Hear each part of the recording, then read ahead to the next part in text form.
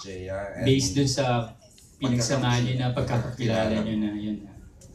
you're into music, di ba both kayo into music? I have one.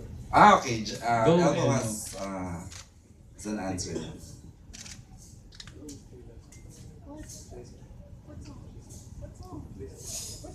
Sige na, para impromptu. Oo Di nga. ba?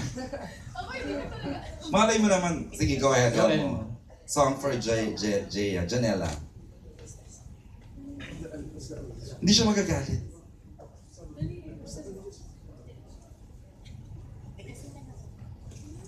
Time is up. And she,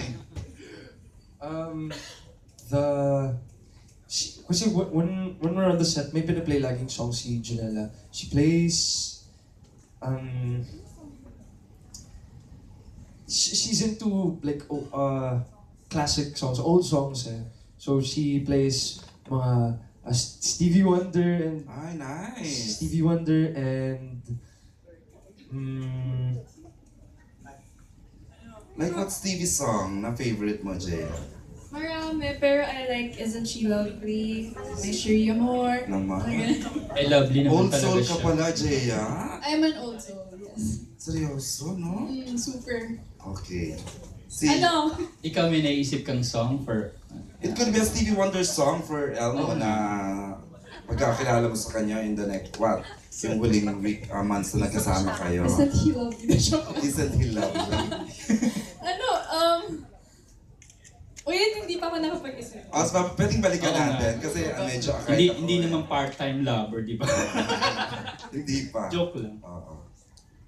Overjoyed. Okay. Okay. We're good with the music questions. Okay, the next one. We are now down to goals in life. Ayan. In the years to come, how do you see yourself in showbiz? Do you want to focus on acting or in music? Pwede yung sundan po yung tanong na yun. So that's the first question, Elmo. wherever my heart leads me. Wow. Me, if I can pursue both, why not? Music and Yeah, I love both of them. Mhm. I really wanna work hard on both skills. Yeah. Oo naman. Bakit naman kailangan? Okay, Elmo, whatever your heart, Same naman. Like I love acting. It's my number one. It's number one in my heart. But I also, syempre, singing is also a big part of my life. So if I could do both in the future, it's really good for me. But yeah, kaya wherever my heart leads me along first. kasi I feeling ko music is born for you both eh. Charing lang. Wow! May pasok It's born na. for us. Oo. Okay, here's a question from Leo. Elmo, kasama ba sa goal mo dati ang lumipat sa ABS-CBN nung nasa kabila ka pa? Well, I just really wanted to like make lots of good projects. So it wasn't really like parang Linano. it just came naturally, I think. Yeah. Ayun na, antipid, no? Oo naman, kasi may mga good projects din naman nagawa ka, both movies and sa outside, di ba? So, ayan, yung pagpunta niya rito, one of the best things din naman na nangyari talaga sa kanya. Yeah, this project is actually this is the busiest I've been for a project. Wow. For Born For You, because yeah, like most of my time now is really put into making our soap the best that we can Oo. make it into. Si Janela daw, anong ayaw? Hindi, ipapursue mo pa rin ba yung pag-Broadway mo? Kasi alam ko, gusto mo rin siya dati. Actually, one day po, gusto ko mag-try mag-theater. Oo. Pero right now, i-focus ko po muna to yung acting, yung singing. Siguro in the future, i-pursue ko po. Thank you. So many. Tito Leo is into Broadway, alam mo ba yun? He sings Broadway songs every time. Let's sing Broadway songs. Yeah, he does. Okay, RA? Yes, Yeah. partner. Ito, madalas sa Broadway Centro. my Si God. Alan, Sangkon. Bakit? Ginagawa pa dun. Ano pa sa'yo? Kung wala kayo sa showbiz ngayon, usually ano yung gusto nyong maging nung bata pa kayo? Trabahula. Kung wala kayo sa showbiz, ano? Anong gusto ko maging? When I was a kid, gusto ko maging stewardess. Seryoso. Yeah, because I like traveling. Pero nag-change yung mind ko. I want to become a psychologist sana. If not, because I like observing things. Ang layo nung, ano ha, FA to psychology. Childhood dream ko lang yung FA. Okay. Kasi you wanna fly. Yes. Tapos, psychologist. Anong nag-trigger? Bakit psychologist din? Ako, I don't know why, pero interest ko talaga ang psychology. I like reading books about it. Wala kikipag-usap ka sa pusa, di ba kahapon? Grabe! Pwede rin. Kasi meron siyang stray cat. Kwento mo, Bill. Ah, Iyak ako yes. ng iyak. Nung nagtitaping kami, recently lang, ano the other day lang po, kasi I like adopting cats. May nakita ko maliit na kuting, meron akong in-adopt. So, ayun. Saan mo nakita? Nasa ilalim ng gulong ng car. Ay, hindi naman ilalim ng gulong. Nasa ilalim ng car, sa may gulong. Tapos, nasa ilalim siya ng car. Tapos bulag siya. So, wala namang Paano parents. lamang bulag na? Yung eyes niya talaga, wala kang makikitang, it's super red, tapos yung isa white na. So, in-adopt ko siya, and hindi ko pa alam nun anong in-name ko, tapos nagpatulong ako kay Elmo. Ano palang binigay ni Elmo? Well, since nakita ko nga yung isang eye niya namumula, sabi ko, why don't you call it Aimo? Aimo kasi diba pang ano siya, pang remedy ng eye. So, Ikaw pa rin pala. kasi ako yung, syempre ako nagbigay ng name, so syempre gamitin ko yung name ko. Cute, Aimo. Brilliant. Oo. But to answer your question, Yes. ako, as a kid, I always wanted to be an astronaut. I wanted to be an astronaut or Tapos nabago rin. Parang painter, or a nag-fly. painter. Painter. Parang ano no, parang sa mga press hindi in-expect na kayo yung magiging mag-partner dun sa first teleserye nyo na romance. Ano yung first reaction nyo nung nalaman yung kayo yung magiging love team, tapos nung in-introduce kayo sa isa't isa, ano yung naging first nyo, words comes to your mouth nung... Sige nga, balikan natin kung paano ka... Meron Kasi you don't know Oo. each other, di ba? Kasi Oo. isa came from other channel. Ang naalala ko dito rin, it was here when I first met Janela. Anong ipinatawag? Anong sabi na meron? Anong meron nung time na yan? It was my first Contract signing ba yun? launch. Yeah, my signing. Okay. Here, Okay. ABS. Mhm. And then, when I met Janela, I extremely thought yun nga, yung she's super bubbly, Mhm. super energetic, super happy. So yun, that's the first thing that came into mind when I met her. Okay. Janela.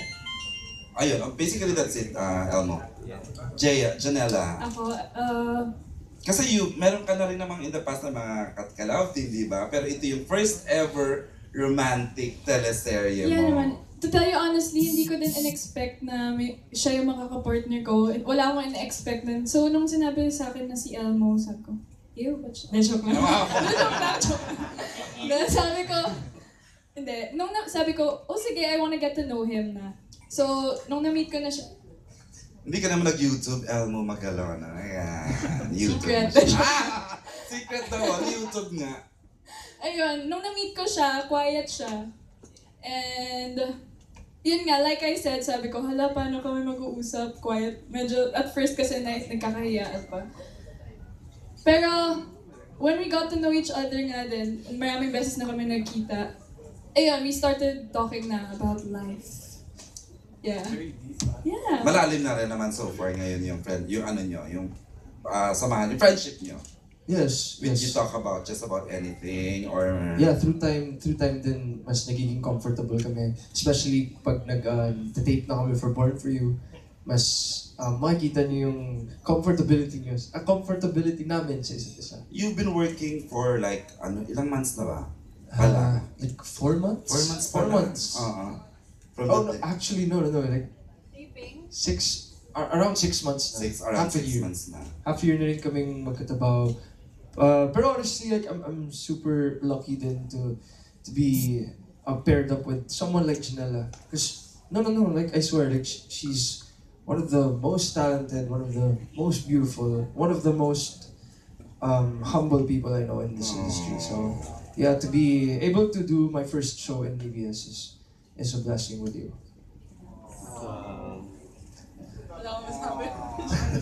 Okay. Last na lang po, last na lang. Go ahead. Dun sa teleserye yung Born For You, ano yung expect? Kasi at your age, I don't know kung allow na ba kayo to, hanggang saan yung kayang ibigay ng romance ninyo? Hanggang yakap lang ba? Or meron ding abangan na parang kiss or more than that, parang ganun? Kami rin po ata nag-aabang. Like we don't really, ngayon sa mga kinukunan namin for Born For You, wala pa kami masasabi. Although, syempre merong kilig parts, pero hindi pa namin masasabi kung hanggang saan ang magagawa namin. Ang ready materials pa lang kasi is 2-week material na buong buo, Miss Katz, no? 2 weeks buong buo ang ready. Pero nakaka-week 4 na ang script mo, di ba? So yun, yung nabuo na pong material, nakaka 2 weeks na Pero po is it sila. okay for them to have kissing scene on I don't know, you can... Janela? Darating ba sa point na may kissing scene? I don't know, ask her. Janelle's only 18. Tabi. The beta. Abangan na lang natin. Oo, kasi ang script naman dumarating na lang sa kanila, so... Kung meron man siguro tapos may discomfort, pag-uusapan namin yan sa Dreamscape. Pero actually, while reading the script, marami naman talagang season na nakakakilig kahit walang ganun pa. So okay na muna. Yeah. Thank you. Okay. Partner, may follow-up question lang si Teacher Jo Bonson. Okay. Mami Jo. Kinikilig na kasi ka. Yung yung okay lang sila, no? Hindi masyadong, Oo. hindi pinupush yung kilig. Meron. May something innate, talaga oo. si Elmo. Ang Ano pong something yun? Ewan ko, there's something. Kasi mahilig ka sa mga boyish na malilinis kasi Hindi. profesora ka. Hindi. Pinahuwholesome na nga kita, Oo, eh. Pa. May something si Elmo. Anyway, ang tanong ko po, if you are to, because we cling on to memories because of particular, sometimes trivial, simple things. What memories in Japan, and siguro, what particular thing will you remember of Janela in Japan? Anong bagay? And also, Janela to Elmo. Yeah, I have. Maraming instances